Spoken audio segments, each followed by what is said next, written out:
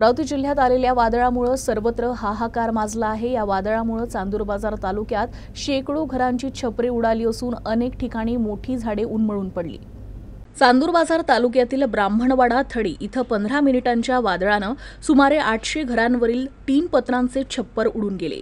यामुळे नागरिक उघड्यावर आले आहे। पावसाचं वातावरण कायम असल्यानं जायचं कुठे असा प्रश्न त्यांच्या पुढे निर्माण झालाय। दरम्यान 2 बांधकाम मजूर देखील जखमी झाले आहे। ब्राह्मणवाडा थडी इथं मंगळवारी सायंकाळी 5:30च्या सुमारास 15 ते 20 मिनिटे चक्रीवादळ आले। त्याचबरोबर गारपीटही झाली आणि पाऊस देखील कोसळला। अकस्मात आलेले हे वादळ एवढं भयावह होतं की दार उघडून बाहेर पाहणं देखील नागरिकांना शक्य झालं नाही। चिंचोलीच्या पेठे विद्यालय परिसरात 5 झाडे कोसळली। चिंचोलीच्या पेठे विद्यालय परिसरात 5 झाडे उन्मळून पडली। याशिवाय आरोग्य केंद्रातील सर्व उभी झाडे जमीनदोस्त झाली। दरम्यान ब्राह्मणवाडा ते चांदूर बाजार मार्गावर कडुनिंबाचं झाड कोसळल्यानं हा मार्ग बंद झाला होता।